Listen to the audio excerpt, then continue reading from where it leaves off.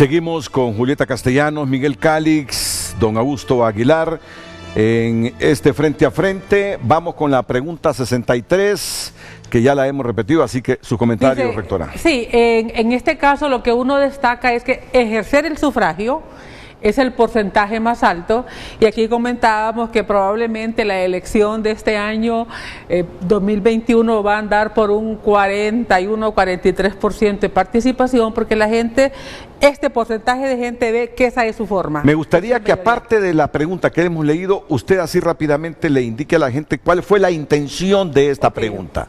Sí, como desde el 2017 hemos visto una participación en movilizaciones, en protestas, en tomas, en revueltas, nosotros quisimos ver qué tanto la gente está dispuesta a participar en este tipo de hechos.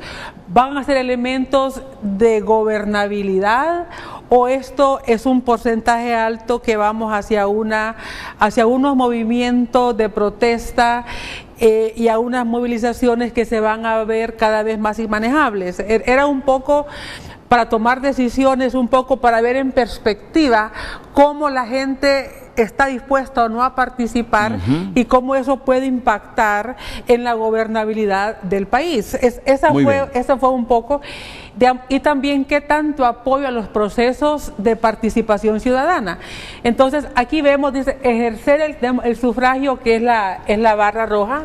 Luego tenemos participar en una reunión de un partido político, es esta.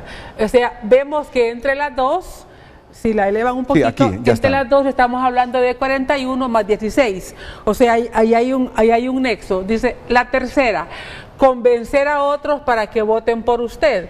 Estamos hablando de 14%, 18, 14, 20. O sea, que si vemos, estas tres primeras barras tienen que ver con actitudes políticas para participación ciudadana, ejercer el sufragio, participar en una reunión, convencer a otros, que todavía los partidos políticos todos tienen un nicho de personas que estarían dispuestas a participar en la política. Luego viene la otra que dice participar en una manifestación. Ya tenemos que más baja. Dañar o saquear la propiedad privada. Estamos viendo que es bajísimo el porcentaje, 1%, 1.9, 1.4, excepto en el sur, que es 3.4. Sí. Y vemos que es conteste. Coincide con lo que hemos visto. Es conteste con lo que hemos visto en el sur. Luego dice bloquear calles y carreteras. Hablamos de 3.1, 6.9, 4.2 y luego de nuevo en el sur, más alto, 6.7. Dice unirse a un paro laboral, es la barra que está en negro. Estamos hablando de bloquear calles y carreteras, perdón, es esta barra. Luego dice expresar su opinión en redes sociales, que es la verde. Aquí vemos que se va subiendo y sube más en la región, digamos, centro, digamos, norte, y en el sur, y mucho menos en occidente. Solo permítame para decirle a la gente, o sea, miren ustedes, la gente está diciendo que para promover sus intereses políticos no está tan dispuesta a dañar o saquear propiedad privada, no está tan dispuesta a bloquear calles y carreteras. Pero sí está más dispuesta, digamos, a expresar su opinión en redes sociales y a promover iniciativas ciudadanas. O sea, todavía queda que la barra azul y un poquito más a unirse a un paro laboral inclusive, mire. Sí, es que es este. Ahí está, 9.2 en el occidente. En el norte estamos en 14.77 en el norte y 12.9, casi 13 en el centro oriente. En el sur. Y en el sur tenemos 11. Entonces, esta es a lo que la gente estaría dispuesta. Entonces, yo creo que esta información para nosotros era importante porque, como estábamos viendo desde el 2017, digamos, un rechazo hacia los resultados electorales, digamos, un rechazo a otras acciones. Y bueno, hay que ver ahora con la pandemia también, cómo ¿Cómo esto puede influir? Nos ayuda a entender el porqué de las cosas en los últimos 12, 15 años en Honduras, Miguel. El porqué, cómo reacciona la gente con bloqueo de calles, daños a la propiedad privada y todo eso. A mí me gusta ver esto en perspectiva con resultados electorales, porque no es, o sea, de todos estos gráficos, yo creo que las gráficas del norte no nos extrañan.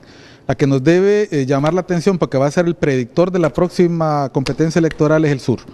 Y porque en el sur hay algún nivel de inconformidad que se refleja en las gráficas, que no es nuevo. O sea, solo tenemos que ver, a mí me gusta siempre decirle, fíjese en qué departamentos logró diputados el PAC en la elección del 2013. O sea, ahí hay un nicho electoral que quedó descubierto en el 2017 porque no había una expresión partidaria que capitalizara a tiempo la inconformidad a nivel de diputados, pero sí lo ha hecho a nivel local, y en esta es una radiografía, repito, del año 2019, nos indica, ¿tenía o no tenía un diputado el PAC en el año 2013? Sí lo tenía, pero aquí viene lo interesante. Tienen un diputado que fue del PAC y que ahora es del PINU. Me refiero no voy a mencionarlo para que no pareciera que estemos haciendo campaña por alguien aquí. O sea, si una persona mantiene un capital político en una zona y la gente lo sigue votando, eso es un detalle interesante. Hay un nicho de trabajo electoral ahí que se puede nutrir. Y hay que ver, Miguel, porque el diputado de esos dos partidos, digamos, que ha mencionado, no hacen campaña como lo hace un diputado que esté en el poder, porque un diputado que está en el poder distribuye recursos, claro, beneficios. En cambio, ese voto de esos diputados es el voto más de conciencia política. Y en este caso característico se ha mantenido vigente desde la elección del 2013 un grupo de personas que antes votaba a la democracia cristiana, lo voy a decir, ahora vota por este candidato del PAC o del PINU, y ahí hay un nicho de inconformidad política que ha capitalizado el Partido Libertad de Refundación también, y que ha hecho que cueste mucho más a los partidos tradicionales capturar el voto. ¿Quién ha sido el que ha drenado votos hacia estos partidos? Ha sido el Partido Liberal, que fue el de la gran fractura en este departamento, aún y con la fortaleza que tienen sus alcaldes en la zona, porque sigue siendo muy fuerte en el poder local. Para mí esto, repito, es una radiografía. No deben enojarse los seguidores de partidos políticos y líderes políticos. Esto sirve para tomar decisiones. Claro. Para eso sirven las encuestas. Y para que ellos se miren. Y en este caso, con una salvedad adicional. No es una casa encuestadora, es la Universidad Nacional Autónoma de Honduras, el Instituto Nacional Demócrata, que es de sobra conocido por ellos, que ha colaborado precisamente para el fortalecimiento de la democracia en el país, y que en este caso lo que está dando son pistas sobre cómo fortalecer esa democracia en la que hemos visto los seguidores de redes sociales tienen gran desconfianza. Muy bien, le voy a pedir la opinión a don Augusto Aguilar. Adelante. Sí, me parece muy interesante los resultados que han presentado. Eso obliga, desde mi punto de vista, a que los partidos políticos tienen que seleccionar mejor a sus candidatos. Porque el hecho también de no ir a votar o de no negarse a acudir a las urnas también es una actitud, es una forma de protesta, de inconformidad con el sistema o con los partidos políticos, de tal manera que la situación va evolucionando y esperamos que los partidos se preocupen mejor por sus programas de gobierno, que ofrezcan la oferta política y además en la selección de sus candidatos, que ya no debe, desde mi punto de vista, centrarse o procurar llevar candidatos que por el hecho de haber sido afiliados o militantes permanentes de un partido político, sino que deben buscar mejores características con mejores perfiles para que puedan hacer una atracción para los electores. Muy bien, vamos a la última pausa comercial, luego vendremos cuando ya tenemos las 8:54 con los hallazgos y conclusiones. Ya no nos va a quedar, no va a quedar tiempo chance del de ver último módulo. más Y gráficas. A menos que usted quiera resaltar una o dos. Ok, Una o dos que las vamos a escoger. Volveremos. Con estas últimas gráficas, diputados, relación con el poder y consolidación del liderazgo departamental y local. Doña Sí, Julieta. una vez que teníamos los dos bloques anteriores, nos hicimos una siguiente pregunta. ¿Cómo hacen política los políticos? ¿Cómo se acercan al ciudadano? ¿Cómo se vinculan con el poder? ¿Por qué en Occidente votan y por qué en el norte mucho menos? Entonces hicimos entrevistas a 43 diputados de todos los partidos, excepto el partido Alianza Patriótica, que no tuvimos tiempo porque en eso ya nos vino, digamos, la pandemia, pero de ahí de todos, alcaldes y exalcaldes, digamos, y pudimos construir que los diputados son un centro de poder departamental, es un núcleo duro de poder.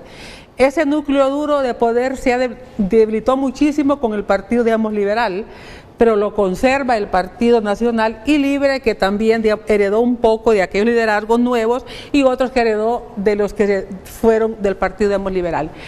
¿Cómo se vinculan los diputados? Con el Poder Ejecutivo a través de proyectos institucionales en los ministerios o de programas sociales que muchos se manejan políticamente. Y luego Poder Legislativo, Fondo Departamental, subsidios y presupuesto. Y pudimos identificar al menos 6 grupos de diputados. Los que tienen un acceso directo al poder, que manejan muchos recursos y tienen muchos activistas. Los que tienen un acceso intermediado por otros, pero que son de confianza, que gestionan fondos importantes y que apoyan proyectos departamentales. El grupo número 3, que es un círculo de confianza que se está construyendo con diputados electos en la última legislatura o en las 2 anteriores, que están consolidando sus poderes y que reciben apoyo para que consoliden ese poder. Luego el grupo número 4, que no cuentan con la confianza del poder y que no tienen intereses de vincularse con el poder o aparecer vinculados al poder. Estos salen electos por el voto independiente, no tienen o tienen muy pocos activistas y tienen una presencia mediática importante. Ellos no hacen campaña, pero tienen mucha presencia en los medios, los entrevistas y mantienen a sus seguidores por el desempeño parlamentario. No son seguidores que hay que darles una preventa para que voten por ellos. Luego tenemos el grupo número 5, hay que elevar la gráfica. El grupo número 5, que son los diputados con una oposición ideológica militante. Son grupos que tienen sus seguidores políticos ideológicos. Y el grupo número 6 son diputados que han salido electos por su desempeño en las artes, los deportes, la cultura, pero son poco visibles a nivel nacional o departamental, salieron electos por su popularidad, no tienen una vigencia, una permanencia mediática importante y probablemente no sean reelectos o ellos mismos no les interese volver. Estos grupos de diputados hacen política con, obviamente estos 3 primeros grupos tienen acceso mayor a los fondos desde el Ejecutivo y a los fondos desde el Poder, legislativo. Los otros no tienen acceso y hacen política por otros medios. Si vamos a la gráfica siguiente, aquí está. Podemos ver qué le piden, diputados y alcaldes están en una relación muy estrecha. ¿Qué les piden los ciudadanos a los alcaldes y los diputados? Hay 2 tipos de demandas, las comunitarias, que les abran calles, carreteras, médicos, enfermeras, medicinas, centros de salud, canchas, todo lo que es comunitario. ¿Qué les piden, a nivel personal? O sea, ¿qué le pido yo para mí, no para la comunidad? Están pidiendo empleo para parientes, correligionarios, amigos, pisos, techos, fogones, becas de secundaria, universidades públicas y privadas, cupos en universidades públicas. Esto salió mucho, sobre todo con la de UNAC, con la de Agricultura. fertilizante, abono, ayuda económica para pagar préstamos, televisores plasma, celulares, pagar internet, cómprame la recarga. La gestión de citas médicas, cirugías en hospitales, compra de medicamentos, pago de exámenes médicos y servicios de abogacía. Si nos vamos a la gráfica anterior, si volvemos a la otra gráfica, ¿qué diputados tienen más posibilidades de resolver las demandas comunitarias? Los 3 primeros grupos. Claro. ¿Qué diputados tienen posibilidad de ganar entonces? Los 3 primeros grupos. Por lo tanto, un candidato a la presidencia para ganar tiene que pasar por los diputados lo conecta con los alcaldes con los líderes y son los que votan. Y ahí, si nos vamos nosotros realmente, cuando en la gráfica anterior a esta, dos anteriores a esta. Vamos. No, ya pasamos. Ok. La que sigue ahorita. No, es que no sale ahí. No sale. Sí. Bueno, pero cuando vemos esto, lo que concluimos es que desde el Congreso y desde el Ejecutivo se toman decisiones que hacen unas elecciones que no sean, que no sean equitativas, que hay unos recursos millonarios para un grupo de diputados y para otros no hay recursos, y por lo tanto las posibilidades de competir son muy desiguales, y aquí es cuando lo enlazamos con la pandemia. El clientelismo se puede profundizar ahora que estamos en esta etapa, de crisis, y cuando las ayudas, las hacen políticamente. Entonces, desde esa perspectiva, aquí se explica por qué vota más el norte, por qué vota más occidente, y por qué vota mucho menos el norte, que parte yo ya se los había explicado. Bueno, rectora, muchas gracias. Comentario final, Miguel Calix. Bueno, celebrar que existe este tipo de estudios. Normalmente nosotros esperamos que estos estudios los vengan a hacer de afuera, en el marco del Barómetro de las Américas o el Latino Barómetro. En este caso es el IUDPAS, el Instituto Universitario de Democracia, Paz y Seguridad. ¿Lo dije bien? Así es, sí. Y el Instituto Nacional Demócrata, que hicieron una alianza con la Facultad de Ciencias Sociales. Yo creo que es importante recordar que estos son documentos para analizar y tomar decisiones. Claro. El tipo de democracia que el hondureño o la hondureña quiera se puede construir con una aspiración, con una visión, pero debe tomar en cuenta que esta es la materia prima. Un diputado o una diputada, y lo saben los diputados nuevos, se la ven de palitos, como se dice aquí coloquialmente, cuando aparece una fila de personas que dicen que votaron por él, algunos sí lo hicieron, otros no, en su casa pidiendo dádiva. Entonces, ¿cómo construir una democracia que no se base en la dádiva, en la ayuda, y sea una democracia de institucionalidad, bien público, instituciones que presten servicios y que los diputados se dediquen a legislar y no a hacer lo que le corresponde a un ministerio? La pregunta es, ¿cualquiera de los aspirantes a gobernar el país está dispuesto a cortar esto? Porque si no, es más de lo mismo. Don Augusto Aguilar. Adelante, don Augusto, ya con su comentario final. Indudablemente que la investigación es muy interesante. Felicito a la licenciada Castellanos. Son contundentes los resultados y reflejan precisamente lo que hemos observado durante mucho tiempo del fenómeno, tanto por regiones como por la actitud de las personas en cuanto a votar por X o Y candidatos.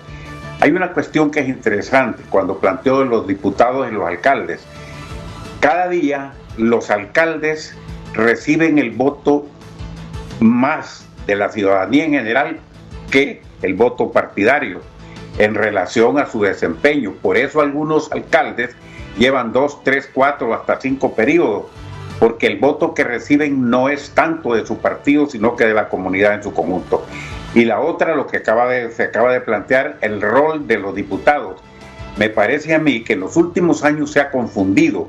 Se busca a los diputados como si fuesen administradores o fuesen parte del Poder Ejecutivo para desarrollar los proyectos, cuando la principal función del diputado, y a mí me tocó estar en el Congreso, fui diputado 2 veces, la principal función es legislar para bien del país entero y no para un proyecto o para una determinada persona, aun cuando en determinadas circunstancias tenga que promover un proyecto que sea útil a un departamento al que él pertenece.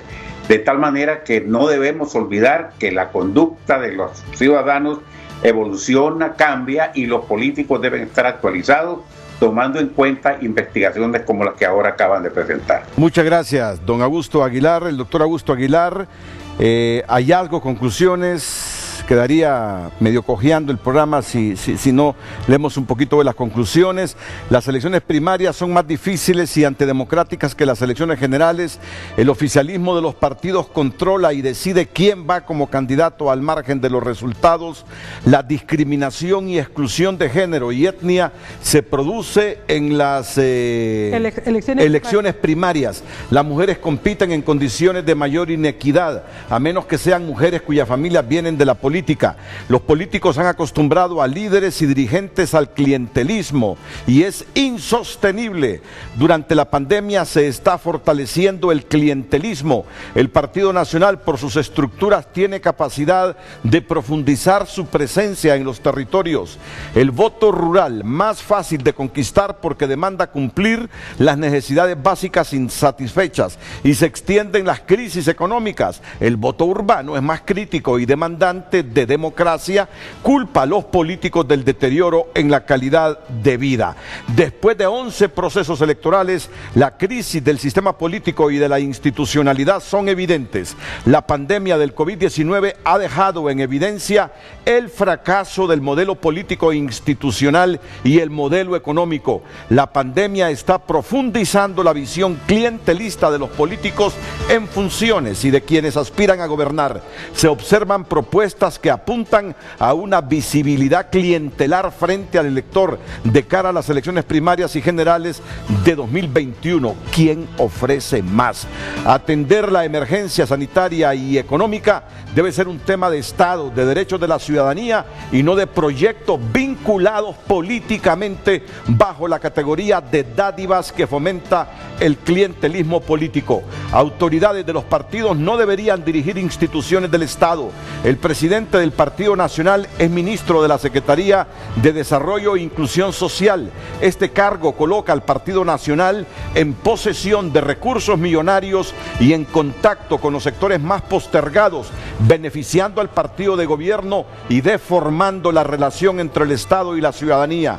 Sin reformas políticas orientadas a profundizar la democracia y a modificar el monopolio del poder, no habrá cambios que profundicen la democracia. Estos cambios no los exige la oposición, quienes parecen interesados en ganar elecciones para administrar el Estado y no en ahondar en la democracia. El confinamiento y la pérdida de derechos por la pandemia refuerza la visión autoritaria, militarista y centralizada del poder. Hacen falta las propuestas del contrapeso que no solo eviten retrocesos, sino que profundicen los cambios. Gracias, rectora. Excelente trabajo. Bueno. Gracias, Miguel.